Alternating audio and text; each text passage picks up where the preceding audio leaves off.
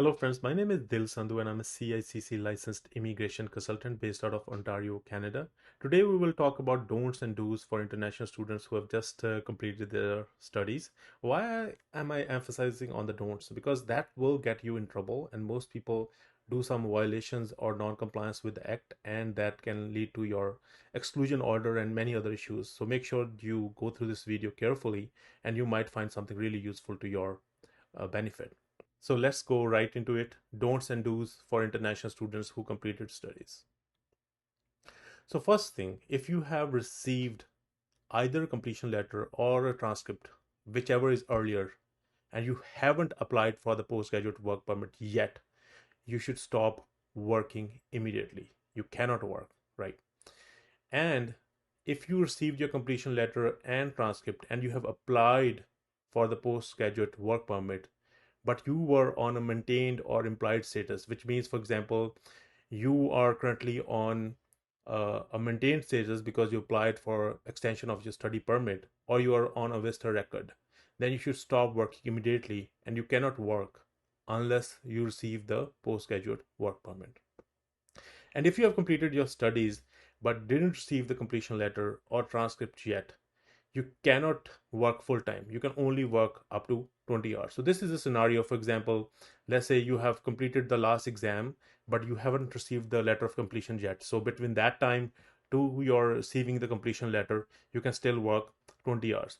Having said that, the above information mostly apply to most of the people, but you have to check for yourself that you meet the conditions, what were the conditions on your study permit, and make sure you go through the IRCC website because there are very and complete details which we cannot cover in this short presentation. So now comes to what you can do. One, if you have applied for your postgraduate work permit, you can work full time.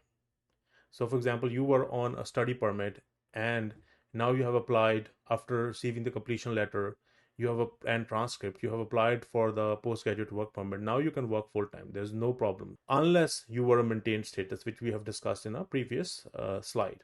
So if you are a maintained status, you cannot work at all, by the way. If you're starting a new program, you can work full time if you meet all of these requirements. So you were already able to work off campus during your previous studies, you have a valid study permit, or you applied to extend your study permit before it expired, you received your completion letter. Make sure you mark these words. You received your completion letter from your current school that you have completed your program. You received a letter of acceptance to a new full-time study program at a DLI, and you will start your new program within 150 calendar days, not business days, of receiving the confirmation that you have completed your previous program.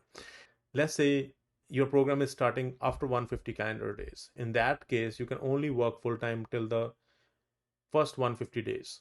After that, you will either have to leave Canada and come back and start the new program, or you have to change your status in Canada to a visitor status, right?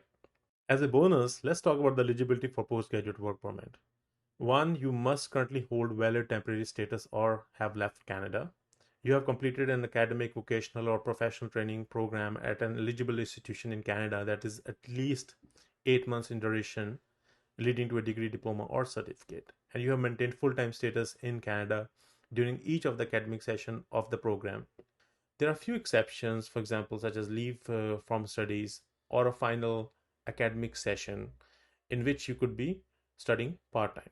You have received a transcript and official letter from the eligible DLI confirming that you met the requirements to complete the program of study.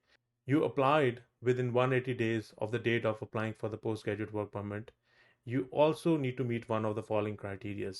You hold a valid study permit, you held a study permit, or you were authorized to study in Canada without the requirement to obtain a study permit under paragraphs 188, 1A and B of ARPR.